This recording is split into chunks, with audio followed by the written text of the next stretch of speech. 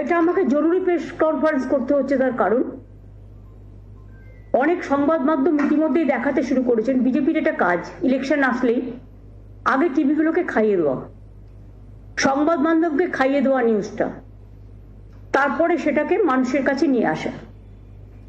ইতিমধ্যে সংবাদ চ্যানেলগুলো দেখাতে শুরু করেছে যে আজ রাতের মধ্যেই নাকি ক্যা হয়ে যাবে। আমার কথা হচ্ছে 20 সালে ক্যা আইনটা পাশ হয়েছিল, তারপরে বারবার এক্সটেনশন করে আজকে 4 বছর লেগে গেল। নির্বাচনের সময় দুদিন মাত্র বাকি, নির্বাচনের মাত্র 2-3 দিন, তখনই এটা করার প্রয়োজন পড়লো। তার কারণ এটা একটা রাজনৈতিক পরিকল্পনা। আমরা অপেক্ষা করছিলাম ক্যা আইনটা অ্যাকচুয়াল কি করেছে। 2 হচ্ছে এখনো পর্যন্ত নোটিফিকেশনটা আমরা পাইনি, নোটিফিকেশনটা কি আছে। 3 হচ্ছে যে রুলসটা করেছে সেই রুলসটা কি বলা আছে। আমি প্রথমেই আপনাদের জানিয়ে রাখি, পুরোটা রিপোর্ট দেখার পর, কাগজ হাতে পাওয়ার পর ডিটেলসটা আমি কালকে হাবড়ার মিটিং থেকে বলবো। আজকে আমি যেটুকু বলতে চাই, যদি কোনো বৈষম্য হয় সেই জিনিস আমরা মানি না। ধর্ম বৈষম্য হোক, বর্ণ বৈষম্য হোক, লিঙ্গ বৈষম্য হোক, মানব জাতির বৈষম্য হোক, এটা আমরা মানি না। 2, আমি মনে করি যে আজকে যাদের বলা হচ্ছে ছেলের হাতের মোয়া, হয়তো একটা বড় জোর এই 2 দিনে কাউকেই তো দিতে পারবে না, জাস্ট শো অফ, জাস্ট একটা ছেলের হাতের মোয়া, লালিপপ, বলবে আপনারা পোর্টালে নাম লিখুন, এরকম কিছু একটা করবে। তা পোর্টালে তো সব ধর্মের লোকেরাই নাম লেখাবে, কিন্তু সেই নাম আদৌ কার্যকরী হবে? আর যদি আজকে ক্যা করে বলে আপনি নাগরিক, তার মানে কি এতদিন তারা নাগরিক ছিল না? সেই জন্যই কি মতুয়া ভাই বোনেদের এবং নমশুদ্ধদের আধার কার্ড বাতিল করার চক্রান্ত হয়েছিল? কেন তাদের আধার কার্ড বাতিল করা হচ্ছিল? তার মানে নতুন কিছু করবে, পুরনোটার কোনো গুরুত্ব থাকবে না।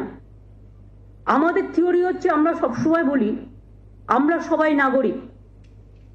আজকে কেউ চাকরি বাকরি করছে, কেউ স্কুলে পড়াশোনা করছে, কেউ জমি জমা কিনে সেখানে দীর্ঘদিন ধরে বসতি তৈরি করেছে, তার মানে সেগুলো কি ভ্যালিড নয়? আইনত কোশ্চেন হবে না তো যে তার মানে আগে যে সুযোগগুলো তারা পেতেন সেটা সব অবৈধ হয়ে যাবে, সেগুলো বৈধ হবে না? একমাত্র ক্যা বৈধ যদি হয়, তাহলে এতদিন ধরে মানুষ যে সুযোগ পেয়ে আসছিল, তাদের ভোটেই তো প্রধানমন্ত্রী নির্বাচিত হয়েছে, তাদের ভোটেই তো চিফ মিনিস্টার নির্বাচিত হয়েছে, তাদের ভোটেই তো গ্রাম সভা হয়েছে, পঞ্চায়েত সমিতি হয়েছে, জেলা পরিষদ হয়েছে, কর্পোরেশন হয়েছে। তাহলে সেই ভোটের কোনো মূল্য নেই, সেই নাগরিকত্বের কোনো মূল্য নেই? নাগরিকত্ব ভোটের আগে নতুন করে চিন্তা করতে হচ্ছে। এবং আমি ডিটেলসটা দেখার পরে কালকে নিশ্চয়ই আপনাদের কাছে বলবো, কিন্তু আমার মনে হচ্ছে যে যদি ক্যা দেখিয়ে এনআরসি নিয়ে এসে কারো যারা এখানকার নাগরিক তাদের নাগরিকত্ব ক্যান্সেল করা হয়, তাহলে কিন্তু আমরা কেউ চুপ থাকবো না, আমরা স্ট্রংলি এটা প্রতিবাদ করব। আমরা আগে জানিয়ে গেলাম। 2 হচ্ছে নো এনআরসি, এনআরসি তো আমরা মানতেই পারি না। আর ক্যা নাম করেও কাউকে ডিটেনশন ক্যাম্পে রেখে দেবে, এই চালাকিও আমরা করতে দেবো না। ভোট আজকে আছে, কাল ফুরিয়ে যাবে, আর 2 দিনে কেউ নাগরিকত্ব পাবেও না। এটা লোক দেখানো, জাস্ট প্রতারণা মানুষের সাথে, ছলনা। এতে যদি কেউ খুশি হয় আমি খুশি হব, কিন্তু এতে যদি কেউ দুঃখী হয় আমি দুঃখ পাব। কাজে আমি অপেক্ষা করছি টোটাল আইনটা দেখবার জন্য। এবং আমি এখনো মনে করি আমাদের এখানে যারা আছেন সারা ভারতবর্ষে, যারা ভারতবর্ষে বসবাস করেন, বাংলায় বসবাস করেন, তারা প্রত্যেকে নাগরিক। তাদের নাগরিক অধিকার, তাদের গণতান্ত্রিক অধিকার, তাদের সামাজিক অধিকার, তাদের প্রতিষ্ঠার অধিকার, তাদের ইকোনমিক অধিকার, তাদের ব্যক্তিগত অধিকার, তাদের সম্পত্তির অধিকার সবই থাকবে। এই নতুন আইন কারো আগেকার অধিকারগুলোকে বাতিল করে দেবে না তো? আমার মাথায় এটা আসছে তার কারণ আগের আইনটায় তাই বলা ছিল। এবারের আইনটা কি করেছে এটাও আমায় দেখতে হবে। এবং মনে রাখবেন, বাংলা সহ নর্থ ইস্টার্ন রিজিয়নেও এটা কিন্তু খুব সেন্সিটিভ। নতুন করে ইলেকশনের আগে কোনো অশান্তি হোক, এটা আমরা চাই না। পায়ে পা লাগিয়ে কোনো প্ররোচনা বিজেপি সৃষ্টি করুক, এটা আমরা চাই না। আমি রমজান মাসের আগে আজকের দিনটাই তাদের বেছে নিতে হয়েছে কেন সেটাও আমি জানি। আমি সবাইকে বলবো, খুশির চাঁদ দেখুন, সানন্দে রোজার মাস পালন করুন। শিবরাত্রি পালন করেছেন, শুভনন্দন। রমজানের মুবারক অনেক। হোলি আসছে, রামনবমী আসছে, নতুন বছর আসছে। সবাইকে আপনাদের শুভনন্দন জানিয়ে বলি যে ভয় পাবেন না, চিন্তা করবেন না।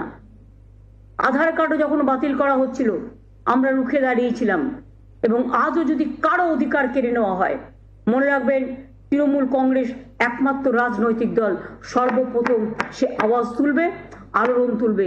তার মানে সূচনাটা আমি এখনই করে দিয়ে গেলাম। কারণ মধ্যরাত্রে মধ্য গগনে কি ফুল ফুটবে সেটা তো আমরা জানি না। সেই জন্য আগাম বলে গেলাম সন্ধ্যেবেলায়, নতুন সন্ধ্যা শুরু হবার আগে সন্ধ্যা লগনে যে মধ্যরাতে এমন কিছু করবেন না।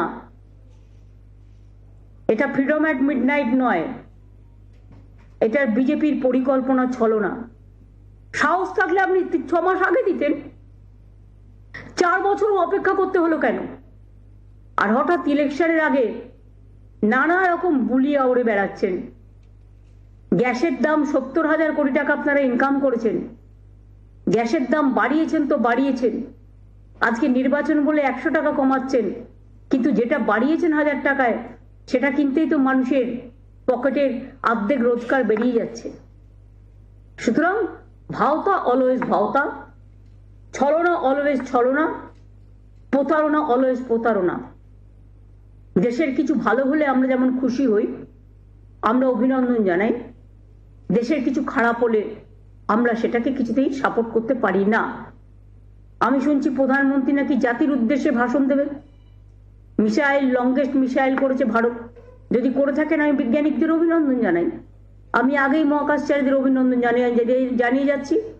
আর এটা আজকের গান নয়, এটা ইন্দিরা গান্ধীর সময় থেকে এই অভিযান শুরু হয়েছে। প্রায় 30-40 বছর ধরে বৈজ্ঞানিকরা এই কাজ করছেন। সুতরাং তাদের সাফল্য আমাদেরও সাফল্য, তাদের আমি অভিনন্দন জানাচ্ছি।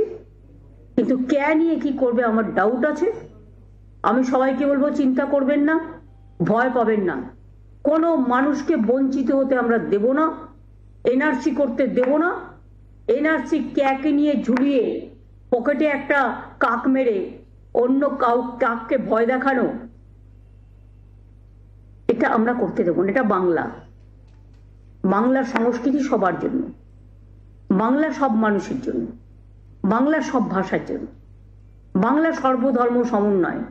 রামকৃষ্ণ পরমহংসদেব বলে গেছেন, স্বামী বিবেকানন্দ বলে গেছেন, রবীন্দ্রনাথ ঠাকুর বলে গেছেন, বিদ্যাসাগর বলে গেছেন, রামমোহন বলে গেছেন, বিরসা মুন্ডা বলে গেছেন, পঞ্চানন বর্মা বলে গেছেন, মতুয়া ঠাকুর বলে গেছেন।